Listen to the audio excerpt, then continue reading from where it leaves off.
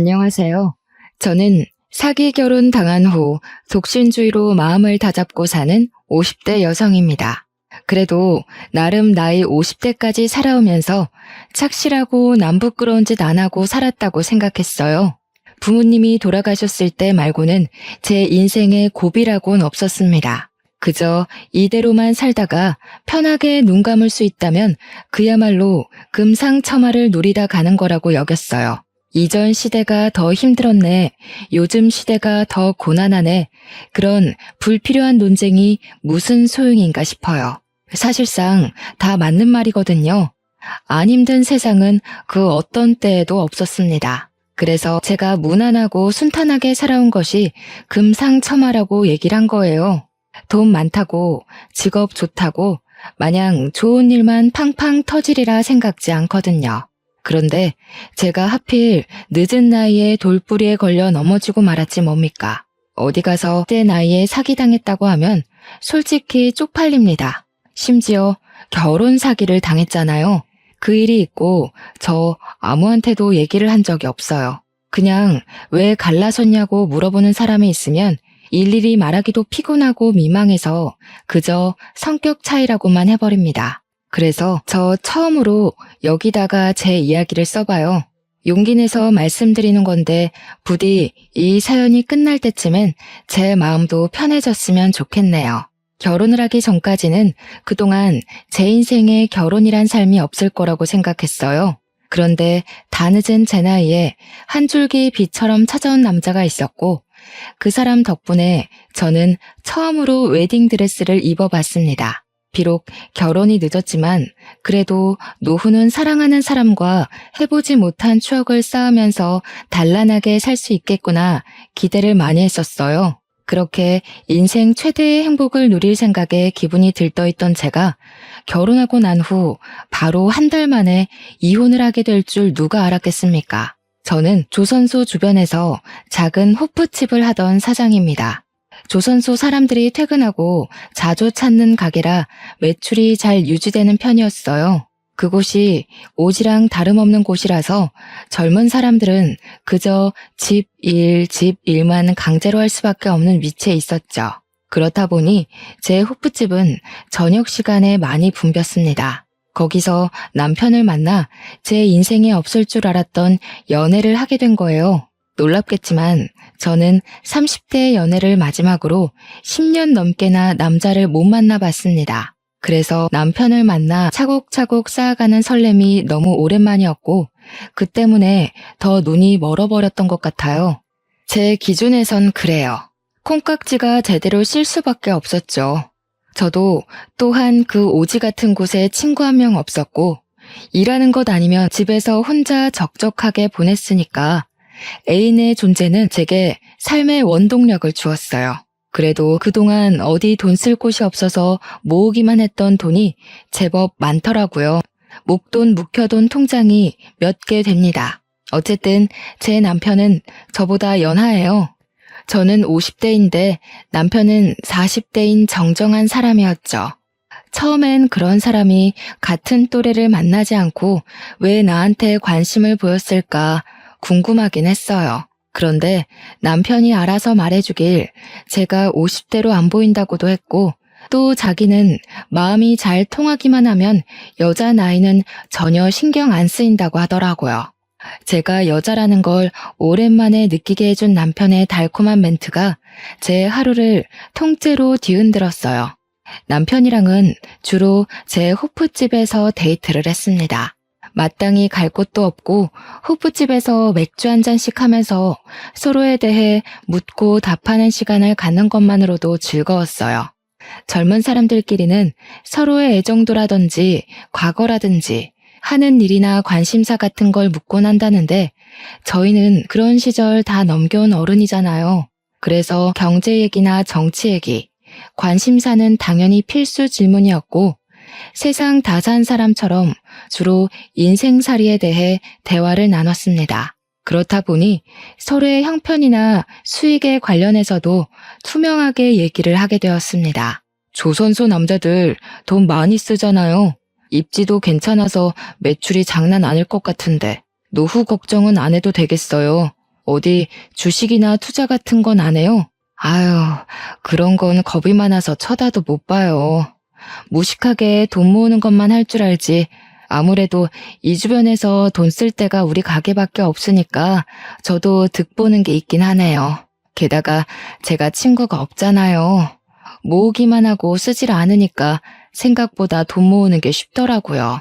당시엔 제가 몰라도 너무 몰라서 남편이 묻는 대로 순수하게 답했던 게 한심스러울 뿐이네요.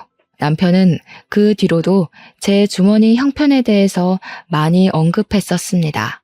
항상 제 가게 매출에 신경을 써줬고 마치 남편이 투잡을 하는 것처럼 조선조와 호프집을 번갈아 가며 도와줬어요. 그러면서도 다소 허술한 제 경제관념까지 친히 주의를 주면서 여자 혼자 돈 많이 쥐고 있으면 무슨 일 날지 모른다고 늘 정신 바짝 차리며 살게 해주었습니다. 남편을 만나기 전까지는 솔직히 제가 가게 계산대를 허술하게 관리하긴 했거든요. 직원 안 쓰고 저 혼자 일을 하는 호프집이었다 보니 계산대를 비우고 여기저기 쏘다니는 경우가 많았어요. 그럼에도 돈 한 사고 한 번 안 나서 제가 더 마음 놓고 계산대를 내버려 두었습니다. 그런데 남편의 경고를 듣다 보니 그게 꽤 일리가 있었고 어쩌면 점주 입장에선 당연히 신경 써야 되는 부분이잖아요. 그동안 제가 사장으로서 잘해왔다기보단 늘 운이 따랐었기 때문에 범죄 사고 없이 끌고 왔다는 생각이 들었어요. 그래서 남편이 조언을 해준 뒤부터는 돈통을 정말 열심히 관리했고 웬만하면 계산대를 비우지 않았습니다. 비우더라도 계산대로 항상 신경을 두고서 일을 했어요. 그러면 남편이 퇴근하고 호프집으로 출근하면서 항상 잘했다고 칭찬을 해줍니다. 때인 분들은 아실 거예요. 나이를 그렇게까지 먹으면서 사실 누구한테 칭찬을 해본 적은 있어도 칭찬을 받는 건 까마득하게 오래되었을 나이잖아요. 저도 마찬가지였습니다. 남편이 저더러 허투루 안 살고 돈 착실하게 모은 게 멋있다고 칭찬을 해줄 때도 많은 도파민이 분출되었어요. 노후 준비 다 되어 있고 자기 일 열심히 하고 예쁘기까지 한 여잔데 도대체 왜 여태 솔로였을까? 아무래도 나랑 만나라고 하늘이 점재해줬나 봐요. 저더러 선희 씨 남은 세월 든든하게 지켜주라고 선희 씨를 혼자 둔 것 같은데요. 그땐 정말 남편이 오로지 제 걱정뿐이라 생각하고만 있었습니다. 또 이건 이제야 말씀드리는 건데 남편한테는 이혼 경력이 있어요. 전처가 바람을 피우는 바람에 소송에서 갈라서게 되었다고 했습니다. 그런 상처를 가지고 있는 사람이라 그런지 한 번씩 저보고 전처랑 너무 다른 사람이라서 좋다고도 하더군요. 제 나이면 솔직히 초혼인 남자 만나기 힘들지 않습니까? 남편이 한 번 갔다 온 사람이라고 해서 그게 제 마음에 걸림돌이가 되지는 않았어요. 그때만 해도 제가 남편한테 너무 빠져 있었고 저를 정신 차리게 해줄 가족이라든지 친구라든지 아무것도 없는 상태였거든요. 친오빠가 하나 있긴 한데 다른 지역에 살다 보니까 솔직히 명절에 얼굴 보는 것도 힘들어요. 벌써 안 보고 산 지가 한 3년은 되었습니다. 가끔 오빠가 문자로 안부 남겨주는데 가족끼리의 소통이 끝이에요. 그래서 남편이 제게 정식으로 청혼을 해주었을 때 저는 그렇게 생각했어요. 제게 친구가 생겼다고. 함께 인생을 즐길 수 있는 가족이 나타났다고 말이죠. 단순할지도 모를 청혼이 제게는 그런 여러 가지의 의미를 심어주었습니다. 저는 남편의 그런 뜨거운 마음이 고마웠고 이제 그만 외롭지 않게 사랑받고 살고 싶어서 남편의 청혼을 한 번에 응답했던 겁니다. 남편의 시부모는 돌아가신 데다가 외동이라서 인사드릴 어른이 없다고 했어요. 저도 부모님은 일찍 돌아가셨고 오빠만 있으니까 오빠한테만 인사를 시켜주려고 했습니다. 아마 오빠가 놀랄 거예요. 연락 뜸하다가 갑자기 결혼을 한다고 하면요. 그래도 제가 혼자 지내는 걸 걱정한 오빠는 저의 결혼을 환영해 줄 거라고 믿었습니다. 그런데 문제는 남편이 오빠 만나는 것 자체를 곤란해하더라고요. 저더러 그냥 양가 인사 없이 결혼하면 안 되겠냐고 하는 거 아니겠어요? 그래도 결혼은 제법 큰 행사인데 친오빠 모르게 한다는 건 좀 그렇지 않을까요? 나도 오빠랑 엄청 오랜만에 만나는 거라 어색하긴 매한가지예요. 하룻밤 자고 오는 것도 아니고 잠깐 인사만 하는 건데 안 되겠어요? 그 말도 맞긴 해요. 그런데 내 생각은 우리가 20, 30대도 아니고 사실상 일찍 결혼하고 일찍 애를 낳았다면 양가 부모 입장으로 살만한 나이잖아요. 충분히 저희 알아서 인생을 결정지을 수 있는 나이인데 젊은 애들처럼 귀찮은 절차는 밟을 필요가 없지 않나 싶어서요. 남편은 나이 핑계를 대면서 양가 인사는 생략해도 될 것 같다는 의견을 피력했어요. 남편 말도 100번 이해해서 생각해보면 그럴듯하더라고요. 단지 조금 서운하고 망설여졌던 건 저는 초혼이라 모든 게 다 새롭고 여기저기 축하를 받고 싶은데 남편은 저랑 두 번째 결혼이라 그런지 최대한 조용히 단출하게 식을 올리고 싶어 했습니다. 웬만하면 남편 의견을 존중해 주는데 이 문제만큼은 고민 많이 되었어요. 그래도 어쩌겠어요.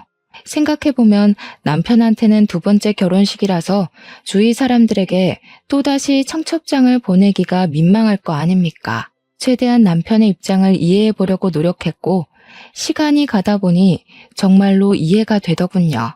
그래서 저희는 필요한 사람들만 불러서 저희끼리 작게 식을 올리기로 결정했어요. 결혼식 하나 거창하게 안 한다고 저랑 남편의 사이가 달라지는 건 아니잖아요. 스몰 웨딩이라 하더라도 저는 웨딩드레스를 입을 거고 남편 손을 잡을 거고 남편과 부부가 될 거니까요. 필요한 사람들만 결혼식에 부른다고 하면 결국 저희 오빠한테도 결혼 사실을 알리긴 해야 되지 않습니까? 상견례의 목적이 아닌 청첩장을 덜컥 보내야 하는 상황인데 막상 연락을 하려고 하니까 제가 하나 걱정되는 게 있더라고요. 저희 오빠 성격이 조금 불같다는 겁니다. 젊을 때 운동을 하던 사람이었던지라 힘쓰는 것에는 세상에 무서운 게 없는 사람이에요. 그리고 또 가까울수록 서로 지킬 건 지켜야 하는 사람이고 초면이더라도 예의 없는 건 못 참은 사람이죠. 항상 오빠가 제게 먼저 연락을 줬지 제가 하는 경우는 잘 없었거든요. 그런데 이번에는 제가 먼저 그것도 결혼 문제로 연락을 했는데요.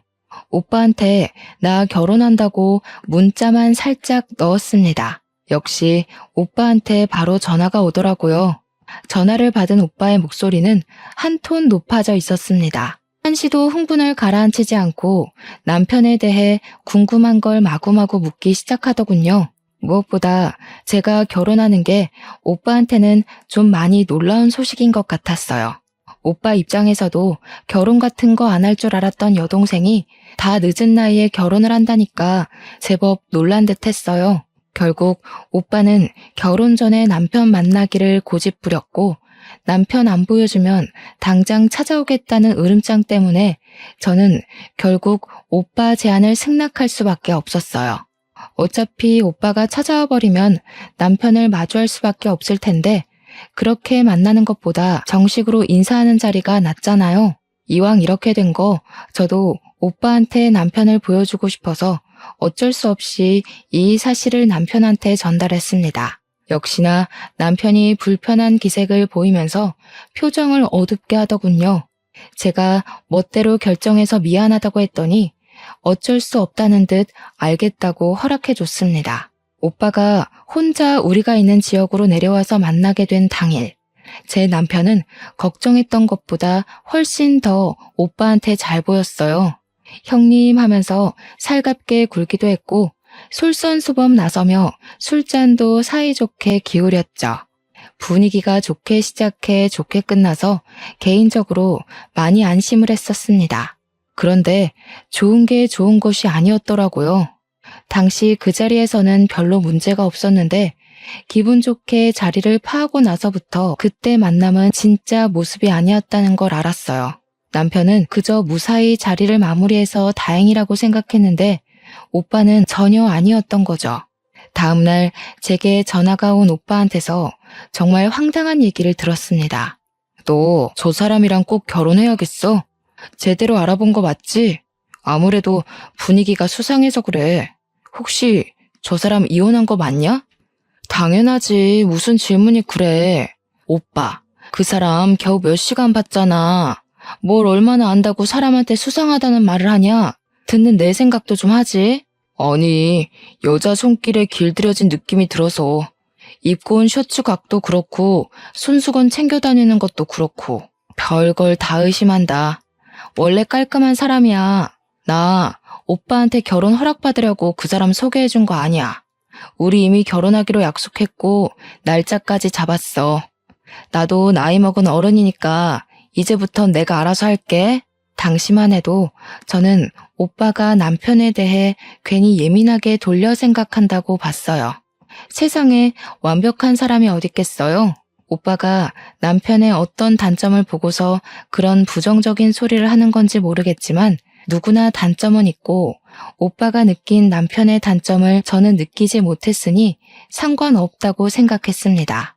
설령 남편에게 정말 단점이 있더라도 제게는 그게 단점이 아닐 수 있는 거잖아요. 나이를 먹으니까 남의 조언 듣는 것도 쉽지가 않더라고요. 제 인생 제가 책임질 수 있다고 생각했고 제 마음대로 해도 될 만한 나이라고 자만했던 게 아직도 후회스럽습니다. 그렇게 저랑 남편이 결혼식 날짜까지 향해 가는데 아무런 문제가 없었어요. 제가 결혼이 정말로 하고 싶었기 때문에 주위에서 주는 징조들을 눈 닫고 귀 닫고 그냥 모른 채 한 것도 있었을 겁니다. 그리고 드디어 다가온 결혼식 전날 밤. 한참 설레서 잠자리에 들기 직전까지 얼굴을 가꾸고 있었는데요. 오빠한테서 또 전화가 오는 거 아니겠습니까? 어딘가 모르게 받기가 꺼려졌지만 내일 친오빠도 하객으로 와야 하기 때문에 일단 전화를 받았어요. 그런데 오빠가 갑자기 올케 언니 바꿔준다고 하면서 전화를 돌리는 거 아니겠습니까? 아가씨, 그 남자 혼전 순결에다 10시까지 통금 지킨다면서요. 혹시 그 남자 집에는 가봤어요? 신발장이나 욕실 같은 데도 확인했고요. 집에는 안 가봤죠. 조선소에서는 우리 집이 더 가깝고 우리 집에서 만나면 되니까요. 그리고 워낙 철저하고 계획을 잘 지키는 사람이라서 11시 취침 시간을 꼭 지키는 사람이거든요. 그런 사생활도 존중 안 해주고 어떻게 결혼하겠어요? 저 51살이에요, 언니. 아이고, 이를 어째. 당연히 남자 집을 가봤어야죠. 그분이 이혼까지 했다면서요. 보통 그러면 전처가 드나드는 흔적이 남아있을 수도 있어요. 내일 당장 결혼하는 사람한테 이런 소리 하기 미안한데 이혼남은 사전 조사를 꼼꼼하게 해야 돼요. 저 지금 기분 나쁘려고 하거든요. 미안한 거 알면 그런 무례한 소리를 하지 마세요. 제 신랑이 그렇게 마음에 안 드시면 그냥 내일 오지 말던가요. 계속 꺼림칙하다고 얘기를 하는 그들에게 오히려 내가 더 기분이 상해서 전화를 끊어버렸습니다. 결혼식 전날인데도 제 결혼에 부정적인 말만 해대는 오빠랑 올케 언니가 좋게 보일 수가 없지 않습니까? 그래서 친오빠랑 올케 언니가 제 결혼식에 오는 건 기대를 안 했어요. 그런데 의외로 축하해주러 와줬더라고요. 저는 그렇게 결혼식을 올렸고 하객들에게 감사 인사를 전한 뒤 신혼여행을 떠났습니다. 신혼여행은 남편의 추천으로 몰디브로 갔어요. 날 밝은 시간부터 어둑해질 때까지 정말 즐겁게 놀았습니다. 그리고 야밤이 되었을 때 이제 그만 호텔방으로 돌아가려고 했는데 남편이 갑자기 보기 좋은 전망대가 하나 있다고 거기 들렸다가 돌아가자는 겁니다. 저희가 같이 계획한 코스에는 없는 장소라서 그냥 남편만 믿고 따라갔어요. 남편이 향하는 곳은 인적이 정말로 드문 곳이었습니다. 남편 말로는 그곳이 전망대로 유명한 곳이었는데 사고가 나서 장기적으로 문을 닫고 있다가 폐쇄가 된 곳이라고 했어요. 그래서 그런지 가로등도 설치가 안 되어 있더라고요. 조금 무서웠는데 남편이 도착했다는 곳에서 걸음을 멈추자 엄청난 야경을 한눈에 볼 수 있었습니다. 우리나라 야경도 전망 좋은 곳에서 보면 참 예쁘던데 몰디브는 또 몰디브만의 느낌이 살아서 예쁘더라고요. 여기까지의 느낌은 저를 위해 전망대 코스를 준비해준 남편 배려에 대한 보답입니다. 즉, 남편 말대로 야경은 참 예뻤지만 솔직히 제 기준에서 끝내줄 만큼인지는 잘 모르겠다는 뜻이에요. 하지만 그것 또한 저와 남편이 다른 점이라고 생각하고 남편의 감성을 이해해주며 호응을 보였어요. 그때 남편이 커피 좀 사오겠다며 기다리고 있으라 하더군요. 저는 너무 어둡고 무서워서 같이 가자고 했는데요. 오늘 나 때문에 많이 걸었잖아. 여기도 굳이 안 와도 되는 건데 내가 고집부려서 온 거니까 자기 고생 안 시키고 싶어. 조금만 기다려줘. 여기 건물 뒤에 카페 하나 있거든. 금방 다녀올게. 10분이면 돼. 그렇게 뛰어가 버린 남편은 다시 돌아오지 않았고 저는 그 길로 타국에서 남편을 잃게 되는 극한의 상황에 처하고 맙니다. 남편이 자리를 뜨고 한 1분 지났을까요? 아무도 없는 곳에 웬 파키스탄 외국인들이 나타났어요. 총 3명이었는데 그 남성들은 어기적거리며 제게 다가오더니 순식간에 저를 잡아 끌었습니다. 제가 최선을 다해 반항했지만 남자 힘은 이길 수가 없었어요. 소리를 질러도 주위에 인적이 없으니까 도움을 청하지도 못했습니다. 곧 돌아오겠다던 남편을 부르며 비명을 질렀지만 남편은 전혀 나타날 기미가 안 보였고 저는 그 상태로 미리 대기된 차량으로 끌려갔어요. 속수무책으로 끌려가더라도 사람이 본능적으로 목숨에 위협이 생기면 말도 안 되는 힘이 나오지 않습니까? 그 순간 제가 그랬던 것 같아요. 친오빠가 그런 말을 한 적이 있어요. 호랑이 굴에 들어가도 정신만 차리면 살 수 있다고요. 그 위험한 상황에서 생각나는 건 우리 친오빠밖에 없었습니다. 오빠 말대로 정신을 차리고 보니 도망칠 수 있을 만큼 수두룩한 허점들이 보였어요. 아마 제가 여자라서 대강대강 잡고 있어도 괜찮다고 생각했나 봅니다. 그래서 저는 어릴 적 오빠한테 배웠던 호신술로 그들을 제압해보려고 했지만 그런 상황에서 호신술 같은 게 어디 바로바로 생각이 났겠습니까? 그냥 제 식대로 발등을 밟고 팔을 깨물고 들고 있던 가방으로 두들겨 패고 던져준 뒤에야 도망을 칠 수 있었어요. 그리고 남편이 있던 곳까지 불이 나게 돌아왔는데 카페에서 커피를 사온다는 남편은 아직도 없었습니다. 남편이 갔다는 카페 위치로 뛰어갔지만 이 주위에는 어디에도 커피 살 수 있는 카페가 없다는 걸 알았어요.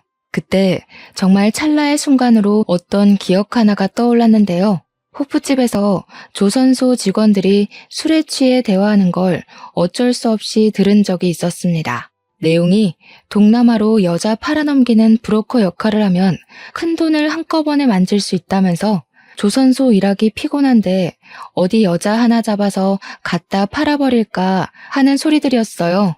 그날 하필 테이블도 거기밖에 없어서 좀 겁나더라고요. 그래서 남편한테 퇴근하면 빨리 와달라고 연락을 했던 기억이 납니다. 왜 하필 이런 위험한 순간에서 그런 기억이 떠올랐는지 모르겠지만 남편이 혹시 나를 그렇게 만들려던 건 아닌가 싶은 생각도 찰나에 했어요.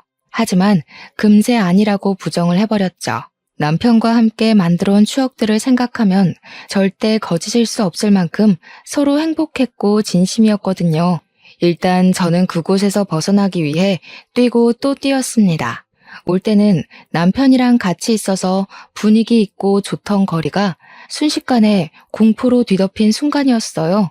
학교 다닐 때 체력 검사 시간에 뛰어본 것 말고는 달린 기억이 없던 저는 죽을 듯이 뛰어서 그 외국인으로부터 벗어날 수 있었고 드디어 인적 보이는 곳에 가 전화를 걸 수 있었습니다.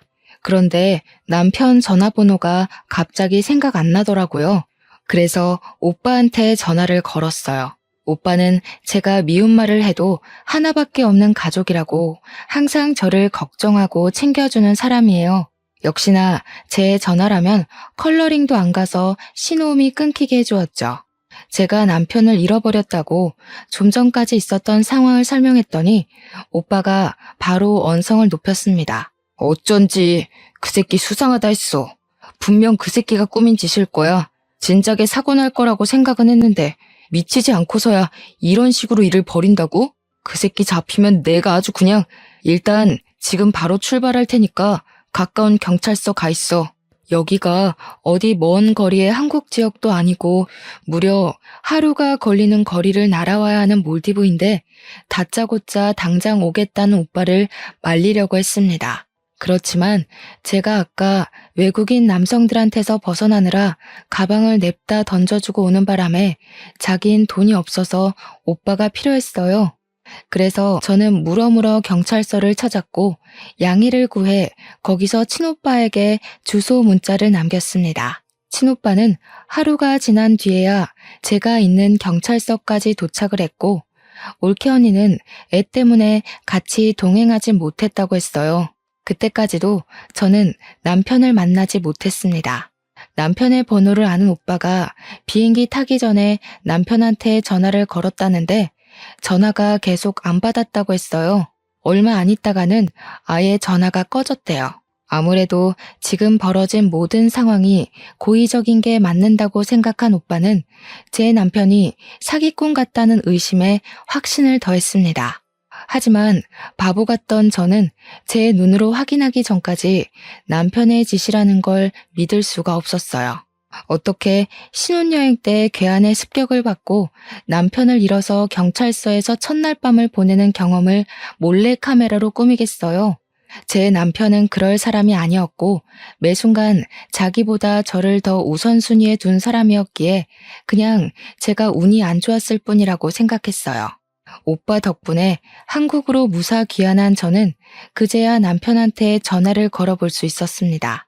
그런데 친오빠가 꺼져 있다고 한 순간부터 계속 폰이 꺼져 있었고 며칠 뒤에 신호가 가기 시작했을 땐 웬 모르는 사람이 받았습니다. 전화번호를 바꾼 것 같더라고요. 그제야 저는 친오빠 말대로 제가 사기를 당했다는 걸 받아들였어요.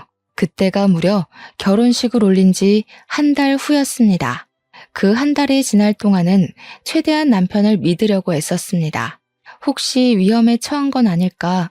내가 도와주지 못하고 혼자 한국에 와버린 건 아닌가 하고요. 그런데 그건 그냥 제가 콩깍지가 덜 벗겨졌기 때문이었고 한심하게 미련이 남아있었기 때문이었어요. 저랑 남편은 신혼집도 구하지 않았습니다. 제가 살던 집이 3룸이었는데 조선소랑 가까워서 거기서 신혼을 차리기로 했었거든요. 그래서 미리 남편이 제 집에 들어와 같이 동거를 하고 있었어요. 그런데 이젠 남편은 없고 남편의 집만 덩그러니 제 옆에 남은 거였죠. 나중에 생각해보니 신혼집을 구하지 않은 것도 다 이유가 있었던 거예요. 저를 갖다 팔아버릴 생각을 했으니까 우리 공동 소유의 재산물은 하나도 만들지 않은 거였어요. 사기를 당했다니. 뒤늦게 닥쳐온 상실감과 배신감이 치밀어 올라 남편의 짐을 미친 듯이 잡아 던져버렸습니다. 옷을 발기발기 찢고 밟고 미친 사람처럼 소리를 지르기도 하다가 결국 눈물을 터뜨렸어요. 그 순간 제 무릎이 닿는 곳 밑으로 몰디브 여행 팸플릿이 깔려있는 게 보이더라고요. 제게는 악몽이 되어버린 몰디브를 생각하니 다시 화가 치밀어 올라서 그걸 찢어버리려고 했습니다. 그런데 팸플릿 사이에 다른 종이가 하나 끼워져 있더라고요. 그걸 자세히 봤더니 세상에나 거기서 제가 본 게 뭔 줄 아십니까? 제가 알고 있는 정보와는 다른 몰디브의 호텔 주소와 사진, 관광 명소, 몰디브에서 한국까지 왕복 시간 등이 남편 필기체로 정리가 된 종이었습니다. 여기서 제가 충격받았던 요점은 제가 알고 있는 정보와 다르다는 거예요. 남편이 찾아놓은 정보들은 저와 남편이 갔던 곳도 아니었고 예약했던 호텔도 아니었습니다. 항공편 승차 시간은 똑같았으나 거기 적힌 티켓 가격은 1인의 몫이었어요. 이때만 해도 남편이 제게 얼마나 더한 밑바닥을 보여주게 될지는 감히 상상도 못했어요. 그 사이 실종 신고해놨던 경찰한테서 연락이 와 더는 다른 생각을 못했던 것도 있었습니다. 저는 오빠한테 따로 연락을 해서 당장 경찰서를 찾았습니다.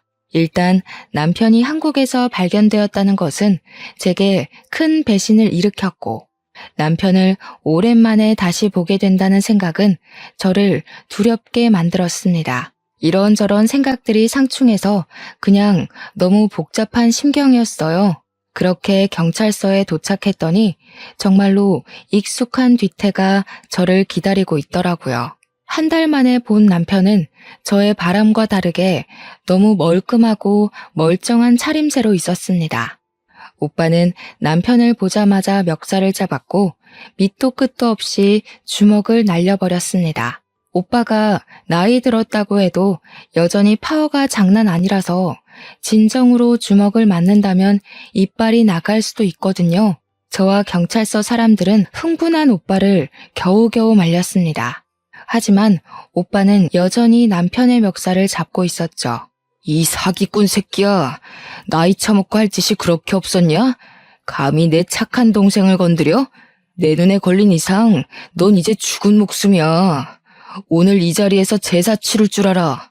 오빠가 맹수처럼 으르렁거리는 걸 경찰 3명 급하게 와서 다시 붙들었습니다.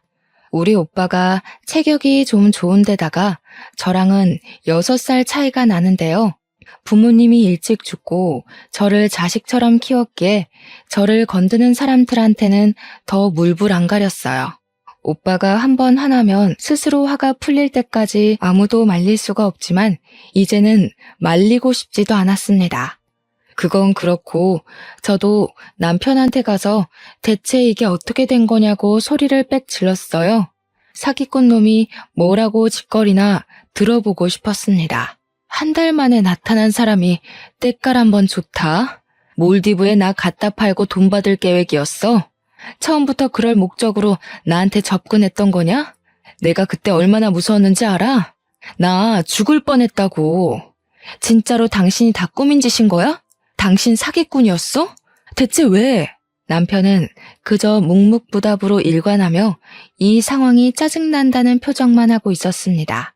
제가 알던 다정한 남편과는 분위기부터가 완전히 달라서 저는 이미 거기서부터 충격을 먹어버렸어요. 남편이 입을 열고 변명이라도 할 때까지 계속 원망하면서 멱살을 잡고 똑바로 말해보라며 소리를 쳤습니다. 그런데 제가 따져야 될 건 당장 그 문제가 아니더라고요.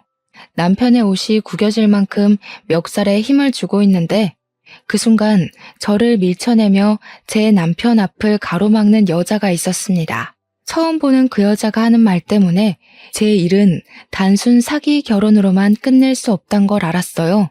내 남편한테 뭐 하는 짓이야? 다 늙은 아줌마가 더럽게 힘만 세가지고 이러다 상처나면 다 상해죄로 신고해버릴 줄 알아? 남편이라뇨? 이게 무슨 소린가 싶어서 할 말을 잃고 있었는데 알고 보니 기가 막히게도 이 여자가 남편의 전처라는 거 아니겠습니까? 전처가 있다는 사실은 이미 알고 있었어요. 남편이 이혼 경력이 있다고 솔직하게 말해주었으니까요. 그런데 제가 궁금한 건 이미 갈라선 전처가 왜 갑자기 나타났고 왜 우리 일에 나서서 이러고 있냐는 거예요. 또 경찰서까진 어떻게 찾아왔는지도 궁금했습니다. 어처구니가 없어서 저는 전처를 더 자극했고 그러니 제가 궁금했던 걸 쉽게 알 수 있었어요. 그러니까 이 미친 사기꾼이 전처랑 위장 이혼을 한 거더라고요. 전처가 바람을 피워서 갈라섰다는 남편의 말은 거짓말이었다는 겁니다. 둘이 위장 이혼을 한 이유가 신도시 아파트 당첨 확률을 높이기 위해서였다고 해요.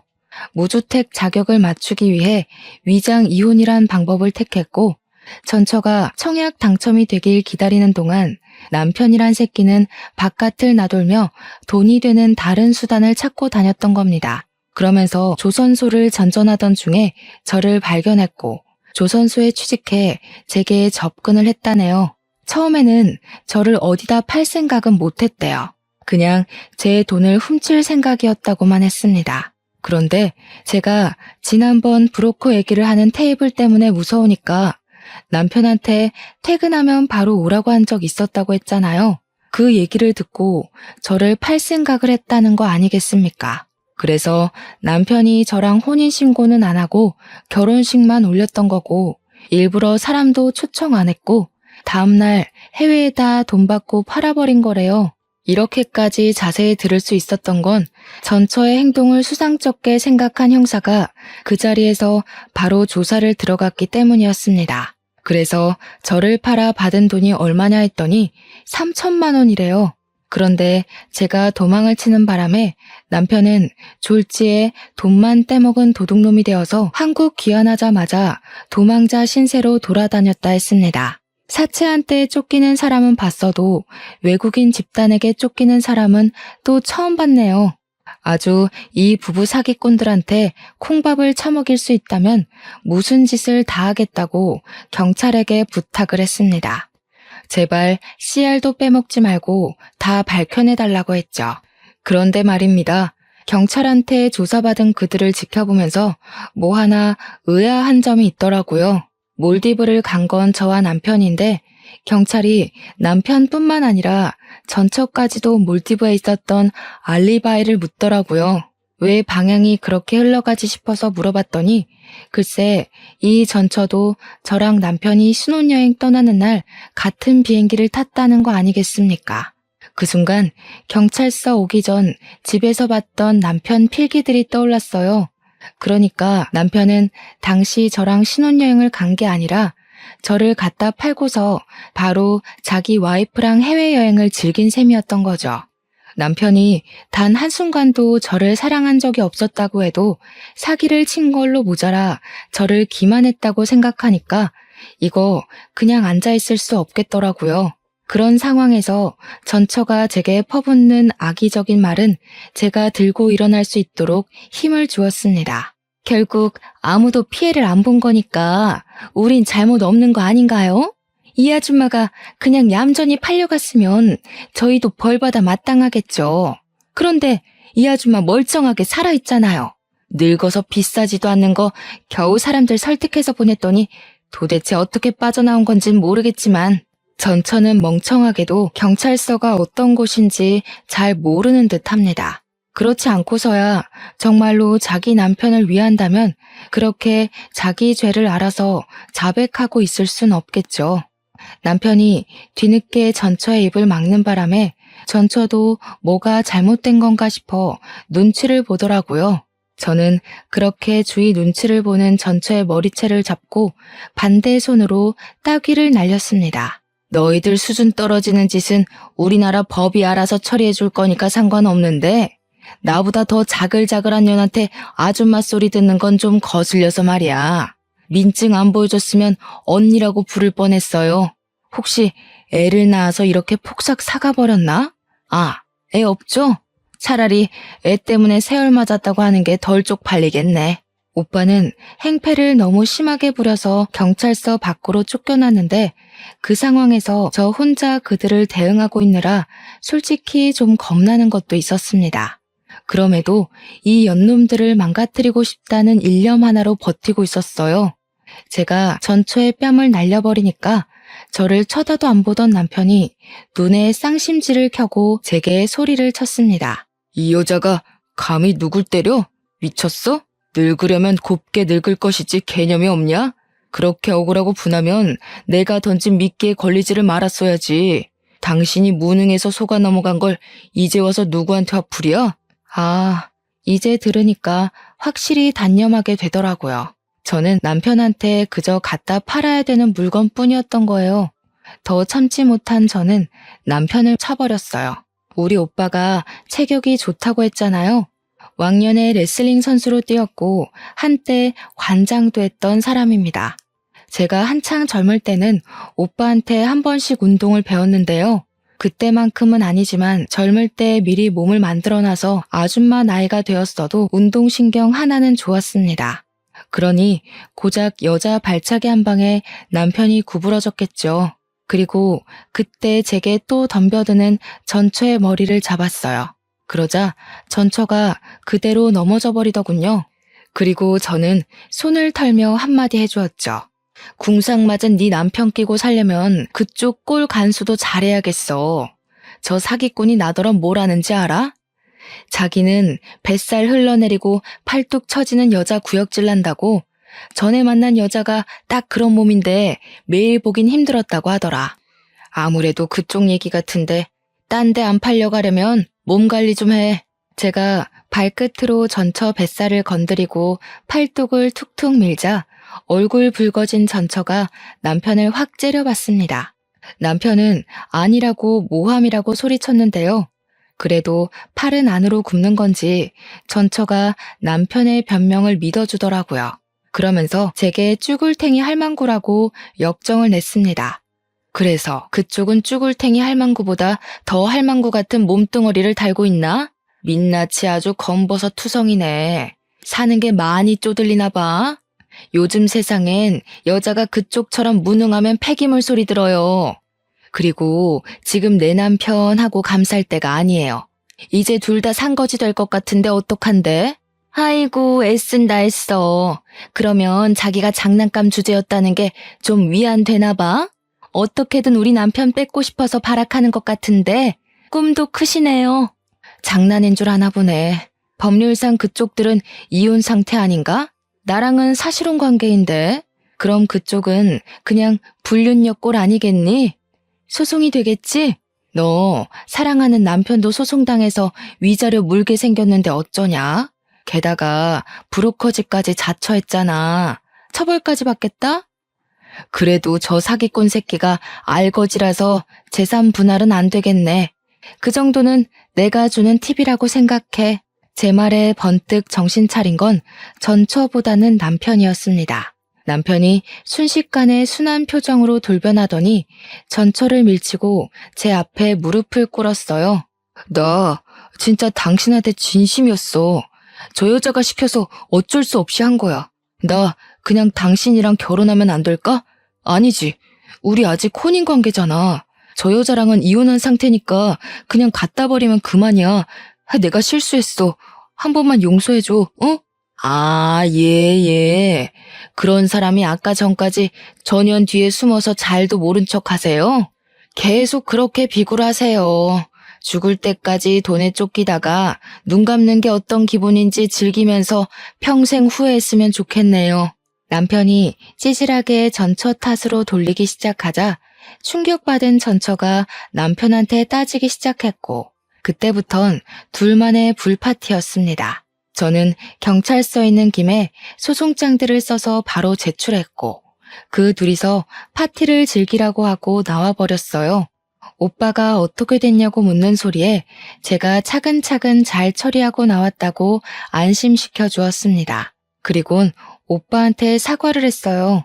남자의 눈이 멀어서 가족의 조언을 무시했던 건 명백히 제 잘못이고 제가 못났던 부분인 걸 인정하니까요. 오빠는 그저 괜찮다고만 해주었습니다. 그리고 저더러 조선소 주변은 위험하니까 이제 그만 서울로 오라고 하더군요. 그래서 현재는 서울 부동산을 알아보고 있는 중이에요. 호프집 말고 다른 가게를 해볼까 싶거든요. 저희 올케 언니가 희한하게 칼국수를 기가 막히게 잘해요. 올케 언니 만날 때마다 얻어먹고 오는데 아무래도 장사 마인드 때문인지 이걸로 돈을 벌어보고 싶더라고요. 올케 언니한테 물어보니까 다행히 언니가 긍정적인 답변을 주었습니다. 이번 일로 인해서 오빠 식구들을 오랜만에 보게 되었는데 살다 보니 정말 가족이 최고더라고요. 아마 앞으로 남은 생은 서로에게 노력하고 존중하면서 가깝게 지내도록 노력하지 않을까 싶어요. 제 인생에 결혼이란 순간이 있었나 싶을 만큼 스쳐가듯 지나간 경험이었지만 그래도 한 번쯤 웨딩드레스를 입었던 기억이 있는 건 나쁘지 않더라고요. 지금도 저희 집에는 저 혼자 나온 웨딩 사진을 액자로 만들어서 세워뒀어요. 그리고 앞으로는 아마 가족들이랑만 지낼 것 같아요. 다 늦은 나이에 무슨 남자를 만나겠어요. 이 나이 되니까 그냥 다 피곤하고 혼자서 하고 싶은 일 하며 사는 게 편한 것 같더라고요. 제가 좋아하는 사람들만 끼고서 말이죠. 이렇게 독신으로 사는 것도 어쩌면 자유로울 수 있는 혜택이라고 생각합니다. 결혼은 의무도 아니고 막중한 책임감이 없다면 실패 확률도 크잖아요. 어디 내놓기 부끄러운 제 사연 잘 들어주셨나요? 저는 여기를 시작이자 마지막으로 그만 이날의 일들을 내다 버리려고 해요. 긴 글 듣느라 고생 많으셨습니다. 늘 만수무강하세요. 끝까지 들어주셔서 감사해요.